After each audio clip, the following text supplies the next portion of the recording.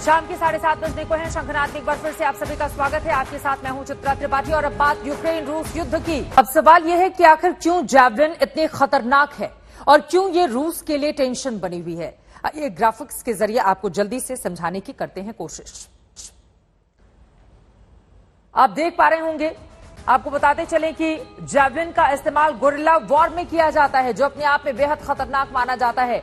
ये जानकारी अपने आप में काफी ज्यादा अहम। जैवलिन का इस्तेमाल दुनिया से सबसे मजबूत अत्याधुनिक टैंक को उड़ा सकती है ये, और इस वजह से इसकी मजबूती और ज्यादा बढ़ जाती है। ये मिसाइल 2 बार में अपने टारगेट को ध्वस्त कर सकती है। 2 बार में ही अपने टारगेट को मार गिराने में पूरी तरह से कामयाब हो सकती है। पहले मिसाइल टैंक के संपर्क में आते ही ये ब्लास्ट करती है। ये बड़ी जानकारी इसकी दोबारा अधिक शक्तिशाली होकर ये कवच भेजती है, यानी कि 1 बार में नहीं लेकिन दोबारा और ज्यादा शक्तिशाली हो जाती है। इसकी रेंज 2500 मीटर की होती है और इसी वजह से ये इतनी ज्यादा ताकतवर, ये 160 मीटर ऊंचाई तक भी जा सकता है। और इसी वजह से इसको लेकर पुतिन की टेंशन बढ़ी हुई है। ये टैंक, बंकर और आर्म्ड व्हीकल को उड़ा सकती है। इसकी पूरी तैयारी में यूक्रेन की टीम लगी हुई है। कम ऊंचाई पर उड़ने वाले एयरक्राफ्ट तक को यह उड़ा सकती है। और आपको यह भी बताते चले कि जिस तरह की कोशिशों में इस वक्त यूक्रेन लगा हुआ है, उसने रूस की परेशानी को और ज्यादा बढ़ा दिया है। जैवलिन मिसाइल मैन पोर्टेबल है। जैवलिन मिसाइल को लेकर इसे कंधे में रखकर फायर किया जा सकता है, यानी कि ये पोर्टेबल है, कंधे पर रखकर इसको आराम से फायर किया जा सकता है और यही इसकी सबसे ज्यादा खासियत है।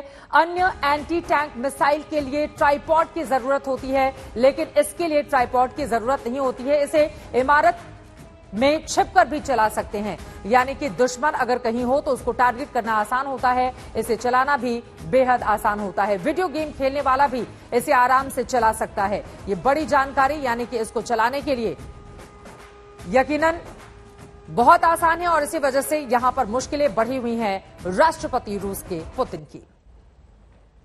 और सिर्फ अमेरिका ही नहीं, कई देश अब रूस के खिलाफ यूक्रेन को हथियार मुहैया करा रहे हैं। मिसाइलों के साथ साथ टैंक भी दिए जा रहे हैं। इनकी मदद से यूक्रेन दोनेस्क और लुहांस्क में रूस पर पलटवार कर रहा है। कई इलाकों में बाइडेन का जे फैक्टर भी रूस पर भारी पड़ता हुआ दिखाई दे रहा है।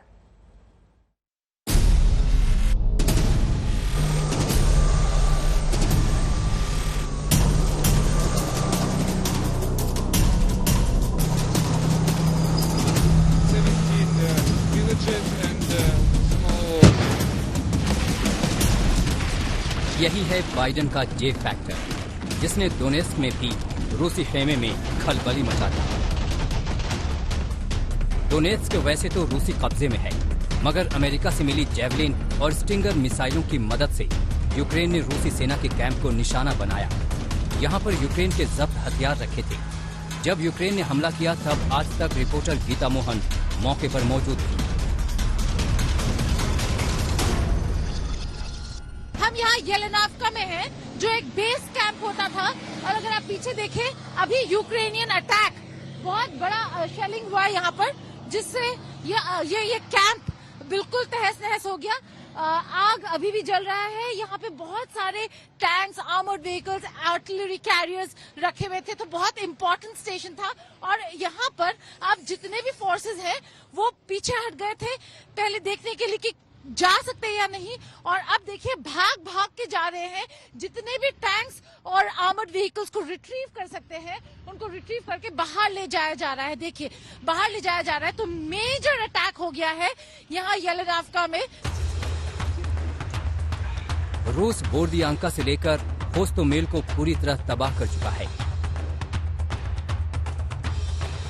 मारियोपोल में 1,20,000 लोग खाने पानी तक को तरस गए हैं।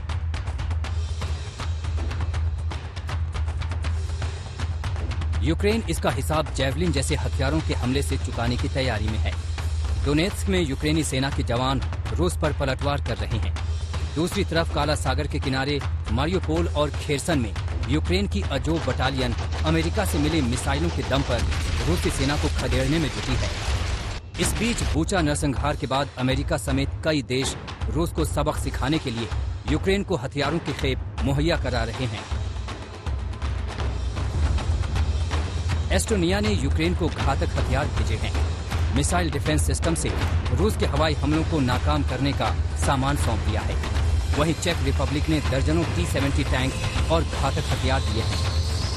तो सबसे बड़ी बात जो यूक्रेन के पक्ष में इस क्षेत्र में जा रही है, लुहांस्क और डोनेस्क में लड़ाई लड़ने के लिए पश्चिमी देशों से कई हथियार, जिसमें स्विच ब्लेड रेडार और Starstreak surface to air missile शामिल हैं, वो यहां पहुंच रहे हैं। उनसे बहुत बड़ी मदद मिलेगी अमेरिका के यहां पर यूक्रेन को, कि दूसरी तरफ से रूस की तरफ से वहां पर बड़े हमले न हो पाए। तो रूस के खिलाफ यूक्रेन का युद्ध कई देशों तक फैलता नजर आ रहा है। वहीं जिस यूक्रेन को लेकर पुतिन का अंदाजा था कि वो 5 दिनों में हथियार डाल देगा, वो घातक हथियारों से लैस होकर उनकी फौज को तबाह करने निकल पड़ा है।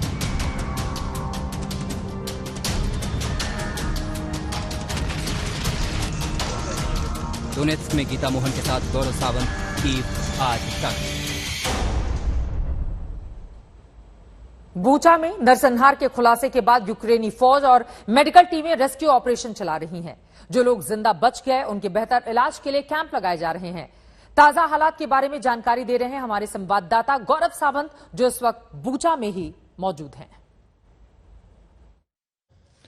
रूस यूक्रेन युद्ध के 42वें दिन इस समय जो मेडिकल टीम्स हैं और जो इमरजेंसी सर्विसेज हैं, वो घर घर जाकर लोगों को दवाइयां या कोई और मदद अगर उन्हें चाहिए वो मुहैया कराने की कोशिश कर रही है। हम इस समय बूचा के केंद्र में हैं और बूचा के केंद्र में अभी राष्ट्रपति ज़ेलेंस्की जो यूक्रेन के हैं, उन्होंने अंतर्राष्ट्रीय टीमें बुलाई हैं फोरेंसिक जांच के लिए, इन्वेस्टिगेशंस के लिए उन्होंने इन्वेस्टिगेटर्स बुलाए हैं, ताकि एक निष्पक्ष पारदर्शी जांच हो सके और रूस के कथित युद्ध अपराध के लिए यहां पर जांच की जा सके एक निष्पक्ष तरीके से। किस तरह से होगी ये जांच? जिन अधिकारियों से हमने बात की, उन्होंने कहा कि वो घर घर जाकर लोगों से बातचीत कर रहे हैं, वीडियो एविडेंस मुहैया करा रहे हैं, लेने का प्रयास कर रहे हैं, ताकि ये पता लगाया जा सके क्या क्या युद्ध अपराध हुए। वीडियो एविडेंस, स्टेटमेंट लिए जाएंगे लोगों के, फिर इंटरनेशनल टीमों द्वारा जांच की जाएगी। देखिए, जैसे ये टीम्स हैं, ये घर घर जाकर अभी तलाशने का प्रयास कर रहे हैं कि किसको किस तरह की मदद चाहिए, किस तरह के इन्वेस्टिगेशंस होंगे। फॉरेंसिक एविडेंस, डॉक्टर्स और पोस्टमार्टम जब यहां किया जाएगा उन लाशों का, तो क्या उनके हाथ पीछे बंधे थे, क्या क्लोज क्वार्टर पे उन्हें गोली मारी गई थी। रूस की सेना की 64वीं मोटराइज्ड डिवीजन की एक ब्रिगेड यहां तैनात थी, उसकी पूरी फेहरिस्त इकट्ठा की जा रही है, कौन कौन अधिकारी यहां पर तैनात थे। तो वो सारी जांच के बाद एक इंटरनेशनल केस तैयार किया जाएगा रूस के खिलाफ, ऐसा यूक्रेन की सरकार का दावा है। युद्ध के 42वें दिन बूचा, यही यहाँ के लोगों की बात भी है कि रूस के विरुद्ध उनके मन में इस तरह की भावना है। युद्ध के रूस की गो होम ये कह रहे हैं यहाँ के डॉक्टर्स भी और मेडिकल टीम्स भी। युद्ध के 42वें दिन बूचा से कैमरामैन ललित मोहन जोशी के साथ गौरव सावंत, आज तक। भीषण बर्बादी जारी है, 42 दिन हो चुके हैं, आगे क्या होगा किसी को पता नहीं, लेकिन लगातार ताबड़तोड़ हमले रूस की ओर से यूक्रेन पर किए जा रहे हैं। आगे क्या रहता है इस पर लगातार ग्राउंड जीरो से हमारे तमाम संवाददाता आप तक हर जानकारी पहुंचाते रहेंगे। इसी के साथ शंखनाद में अभी के लिए बस इतना ही। देश और दुनिया की बाकी खबरों के लिए आप देखते रहिए आज तक।